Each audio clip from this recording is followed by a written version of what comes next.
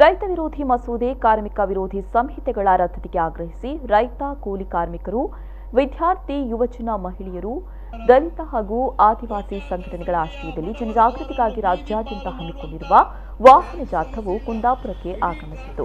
ಬಳಿಕ ನಡೆದ ಸಭೆಯನ್ನು ಉದ್ದೇಶಿಸಿ ಮಾತನಾಡಿದ ಸಿಐಟಿಯು ರಾಜ್ಯ ಉಪಾಧ್ಯಕ್ಷ ವಸಂತಾಚಾರ್ಯ, ಕೇಂದ್ರ ಸರ್ಕಾರವು ಪ್ರಜಾಪ್ರಭುತ್ವದ ಹೆಸರಿನಲ್ಲಿ ರೈತರಿಗೆ ಅನ್ಯಾಯ ಮಾಡ್ತಾ ಇದೆ. ಉದ್ಯಮಿಗಳು ಕಾರ್ಪೊರೇಟ್ ವರ್ಗಕ್ಕೆ ಅನುಕೂಲ ಮಾಡಿಕೊಟ್ಟು ಬಡವರು, ಕೂಲಿ ಕಾರ್ಮಿಕರು, ರೈತರು, ದುಡಿಯುವ ವರ್ಗಕ್ಕೆ ಅನ್ಯಾಯ ಮಾಡ್ತಾ ಇದೆ. ಈ ಮಸೂದೆಯಿಂದ ರೈತರಿಗೆ ಯಾವುದೇ ಪ್ರಯೋಜನವಿಲ್ಲ.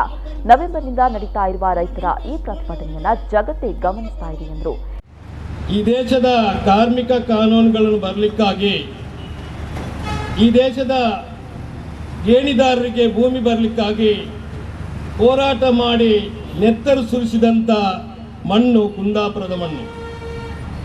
ಆದರೆ ಅಂದು ನೆತ್ತರು ಸುರಿಸಿದಂಥ ಈ ರೈತರ, ಕಾರ್ಮಿಕರ ಏನು ತ್ಯಾಗ ಏನಿದೆ, ಈ ತ್ಯಾಗ ವಿಚಾರವನ್ನು ಇವತ್ತು ತಿರುಚಿ ಕಾನೂನುಗಳನ್ನು ಮಾಲೀಕರ ಪರವಾಗಿ, ಕರೋಡಪತಿಗಳ ಪರವಾಗಿ ಇವತ್ತು ತಿದ್ದುಪಡಿ ಮಾಡ್ತಾ ಇದ್ದಾರೆ ಪ್ರಜಾಪ್ರಭುತ್ವ ಹೆಸರಿನಲ್ಲಿ. ಇವತ್ತು ನಾವು ತೀರ್ಮಾನ ಮಾಡಬೇಕಾಗಿದೆ. ನಾವು ಇದಕ್ಕೆ ಖಂಡಿತವಾಗಿ ಒಪ್ಪಿಗೆ ಕೊಡುವುದಿಲ್ಲ. ನಮ್ಮ ಹೋರಾಟವನ್ನು ಇನ್ನಷ್ಟು ತೀಕ್ಷ್ಣಗೊಳಿಸುತ್ತೇವೆ ಅಂತ ಒಪ್ಪಿಗೆ ಕೊಡಬೇಕಾಗಿದೆ. ಅದಕ್ಕಾಗಿ ಇವತ್ತು ಜಾಥಾ ಬಂದಿದೆ ಬಂಧುಗಳೇ. ಇವತ್ತು ಕಳೆದ ನವೆಂಬರ್ 26ರಿಂದ ಪ್ರಾರಂಭವಾದಂಥ ರೈತರ ಹೋರಾಟ ಜಗತ್ತಿನ ಕಣ್ಣು ತೆರೆಸಿದೆ. ಸಿಐಟಿಯು ಜಿಲ್ಲಾಧ್ಯಕ್ಷ ಕೆಶಂಕರ್ ಅಧ್ಯಕ್ಷತೆ ವಹಿಸಿದ್ರು. ಕೃಷಿ ಕೂಲಿಕಾರರ ಸಂಘಟನೆಯ ರಾಜ್ಯ ಮುಖಂಡ ವೆಂಕಟೇಶ್ ಕೋಣಿ, ಸಿಐಟಿಯು ಮುಖಂಡರಾದ ಬಾಲಕೃಷ್ಣ ಶೆಟ್ಟಿ, ಎಚ್ ನರಸಿಂಹ, ರಾಜೇಶ ವಡೇರ ಹೋಬಳಿ, ಶ್ರೀಧರ್ ನಾಡ ಮತ್ತಿತರರು ಉಪಸ್ಥಿತರಿದ್ದರು.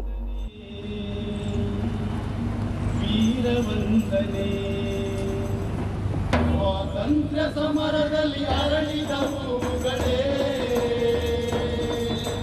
ನಿಮಗೆ ವಂದನೆ, ವೀರ ವಂದನೆ, ನಿಮಗೆ ವಂದನೆ, ವೀರ ವಂದನೆ.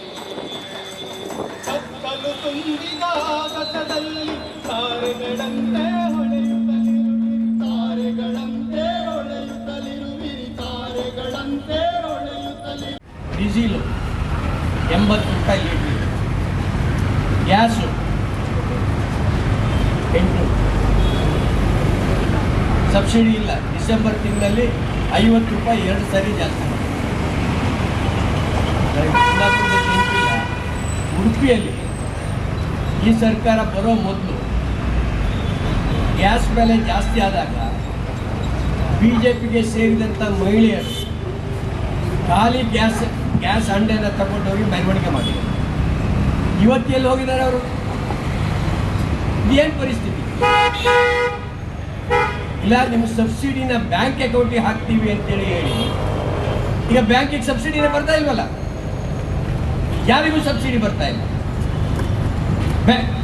ಬ್ಯಾಂಕ್ ಅಕೌಂಟಿಗೆ ಹಾಕ್ತೀವಿ ಅಂತೇಳಿ ಹೇಳಿ ನಿಮ್ಗೆ ಆ ಗ್ಯಾಸ್ ಸಿಲಿಂಡರ್ನ ಬೆಲೆಯನ್ನು ಕೊಡಲಿಕ್ಕೆ ಆರಂಭ ಮಾಡಿಸಿ ಹಂತವಾಗಿ ಆ ಸಬ್ಸಿಡಿ